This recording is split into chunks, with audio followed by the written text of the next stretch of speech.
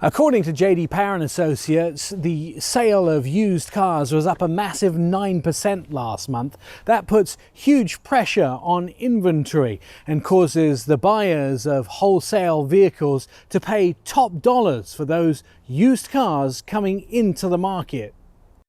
You might get sticker shock when you head to the dealer in the next few days, but it will be in your favor if you're selling a vehicle. The price that brokers and dealers are paying for cars, trucks and SUV can be higher than they sold them for a year ago.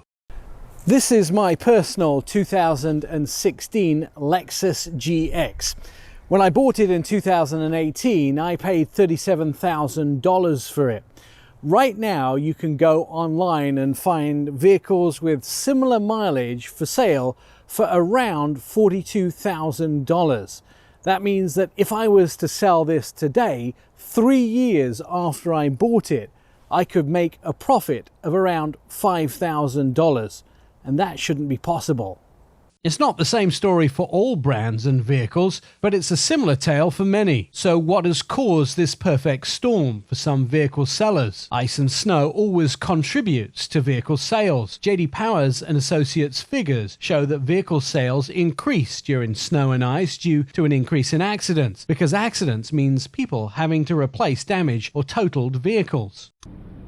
But we have some factors that are also causing a shortage of used vehicles. There's a shortage of new vehicles, and that means people are looking for used vehicles and driving the used vehicle price up. The new vehicle shortage is caused by two things: a shortage of microchips. Like it or not, all vehicles are run by computers, and the brains of those computers are microchips. Without those chips, you can't run. Why is there a semiconductor or microchip shortage? It might surprise you that due to lockdown, tech analysts say that gamers and console buyers who are stuck at home have been purchasing so many game consoles that manufacturers can't keep up, and this has caused a worldwide microchip shortage.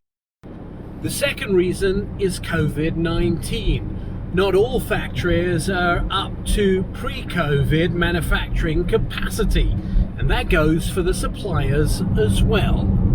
At the end of 2020, I put a flag down and said it was the best time in history to buy a vehicle. I stand by that, but now the tables have turned. It may be one of the best times to sell your vehicle. According to JD Power and Associates, the average transaction price of new vehicles is up 8.8% last month, and that's a record for this time of year, which is usually a slow time of year. Right now, definitely a good time to sell your used vehicle. And it still could be a good time to buy. Just look for the good deals and don't be too picky about trim level and the color that you want in your new vehicle. If you want to point the finger and blame someone or something for price changes, the weather, COVID, and the kids and their video games is who you should be pointing your fingers at. They all have a lot to answer for.